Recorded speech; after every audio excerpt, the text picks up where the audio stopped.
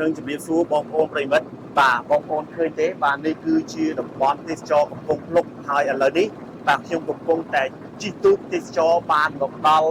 បាទនៃចំណុចបឹងទន្លេសាបបងប្អូន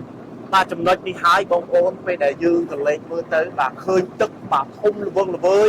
បាទអ្វីដែលសំខាន់ប្រជាពលរដ្ឋនៅទីនេះណាបាទគឺគាត់មានការរស់នៅសមប្រកបអ្វីដែលសំខាន់បាទគឺគាត់ងាយស្រួលក្នុងការរស់ស៊ីដូចជាបើកទូកឬក៏ការលក់ដូររបស់គាត់នៅក្នុងតំបន់របស់គាត់បាទហើយពេលដែលខ្ញុំសាកសួរគាត់គាត់ថាគាត់ធ្លាប់នៅរស់នៅតំបន់ទេសចរកំពង់ភ្លុកនេះហើយបើសិនជាឲ្យគាត់ទៅនៅ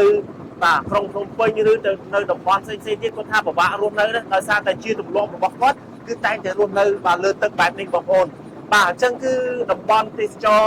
បាទកំពង់ភ្លុកបាទបងប្អូនបាទឥឡូវនេះគឺកាន់តែងាយស្រួលធ្វើដំណើរឲ្យបងប្អូនចេញពីខេត្តសៀមរាបមកដល់តំបន់ទេសចរកំពង់ភ្លុកបាទគឺចម្ងាយប្រមាណជា37គីឡូបាទអ្វីដែលកាន់តែពិសេសជាងនេះទៀតបាទគឺអំណោយដល់ថ្លៃថ្លារបស់សម្ដេចបាទបវរធិបតីបាទហ៊ុនម៉ាណែតបាទលោកបានឧបត្ថម្ភជាផ្លូវមួយខ្សែដែលមានប្រវែងពីផ្លូវជាតិលេខ 6A មកដល់ក្នុងចំណុចបាទតំបន់ទេសចរកំពង់ភ្លុកនេះបាទគឺ16គីឡូឯណោះបងប្អូនអញ្ចឹងកាន់តែមានភាពងាយស្រួលហើយបងប្អូនចង់ធ្វើដំណើរមកកាន់តំបន់ទេសចរពិតជាមិនមានភាពលំបាកទេផ្លូវធំទូលាយអ្វីដែលសំខាន់បាទគឺបាទ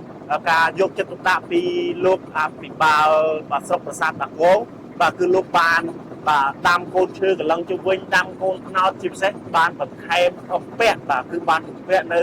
បាទភ្លើងសូឡាដើម្បីឲ្យមានភាពងាយស្រួលបាទនៅក្នុងឱកាសនេះមានតែសំណូមពរទៅដល់បងប្អូនប្រជាពលរដ្ឋទេបន្ទាប់ពីទទួលបានផ្លូវបាទដែលងាយស្រួលធ្វើដំណើរបាទសូមបងប្អូនជួយថែរក្សាបាទជាពិសេសបាទចូល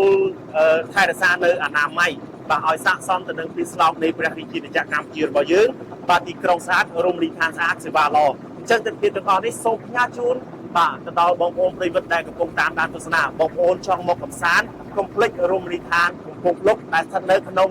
បាទភូមិកំពង់ភ្លុកបាទស្រុកប្រាសាទតាគងខេត្តសៀមរាបបាទអរគុណ